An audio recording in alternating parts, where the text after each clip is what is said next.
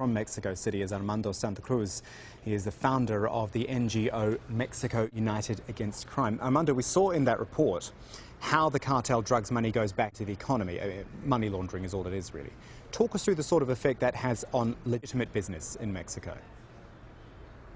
Well, there's several terrible impacts on the legitimate business in Mexico. First of all, because in some areas where laundering money is relatively easy, a lot of drug money has entered the economy, and the competition is totally unfair. It's not a level playing field for the legitimate business people. So what we're having is some areas of the country where certain business endeavors are suffering in the legitimate traditional business, while the drug money and their associates, the associates of the drug cartels, are doing a brisk business in the process of cleaning and laundering that money. What we see a pretty clear influence of them, for example, in tourism, because hotels are a good way to launder money, and real estate.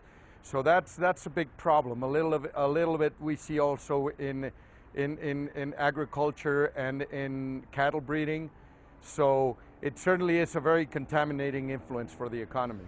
So in that case, how do you pull it back? How do you get the power, and I'm focusing on business here rather than the actual drugs problem itself, but how do you get the power into the hands of legitimate business? Or in fact, is the power that the drugs cartels now have just too great?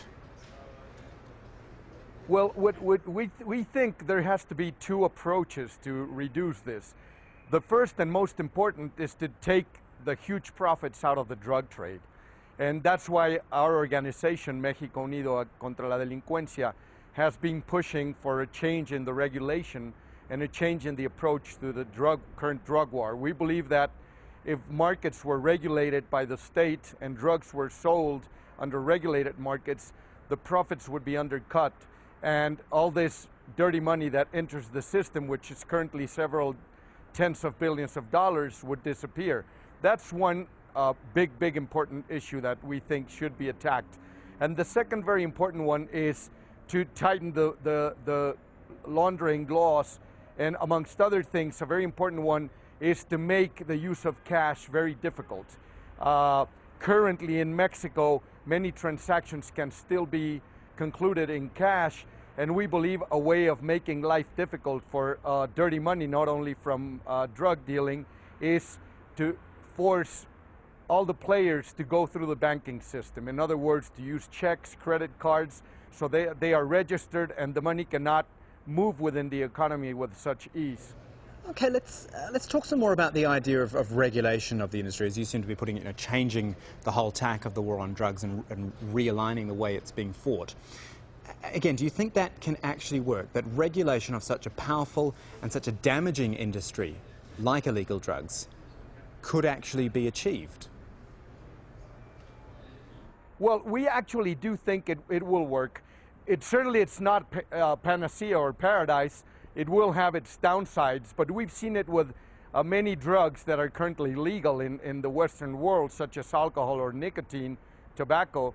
Tobacco is much more addictive, for example, than marijuana, and alcohol is also more addictive and has much more collateral damage, and nonetheless they are legal drugs, and they are approached with a public health approach rather than with a police or military approach. Currently in Mexico at least, and I would say in the US and most of Latin America, the drug problem is approached from a criminal perspective, from a police perspective, using the army, and it's all punitive approach, and there's no real approach from a public health point of view, which we think the problem is really a public health problem. And the problem with approaching it with a police approach is that the more you enforce tough laws and the more you enforce a police approach, the higher the premiums for the drug dealers and the higher the money they make. So the more money they make, the more they corrupt the institutions, the more they are able to enter the legitimate economy and achieve power, the more they can influence elections through dirty money in the elections. So we really think the price Mexico is paying is huge, not only Mexico, Guatemala, and some other Central American countries. If you see the number of deaths in Mexico, it's close to the number of deaths since President Calderon started. It's close to the number of deaths that the U.S. incurred in its whole Vietnam War adventure. And so you're talking about tens of thousands of people, and that's on top of the number of countries, of companies that have had to close their doors because of drug extortion, because of the violence in the cities. Some parts of Mexico, such as Coahuila, Ciudad Juárez, Tamaulipas, are places where most of the entrepreneurial class has left the place, most of the professional class has left the place, doctors, accountants, lawyers, anyone who can afford to leave the place leaves it. Specialized blue-collar workers, skilled workers are moving to other places, and the damage for those regions is huge. It's incalculable. It really hasn't been calculated up to now, but it seems that a lot of people in Latin America are realizing that the cost is not really worthwhile. We are really paying a cost that our countries cannot sustain in the long run. So that's why we are pushing for a change in the approach to the drug strategy.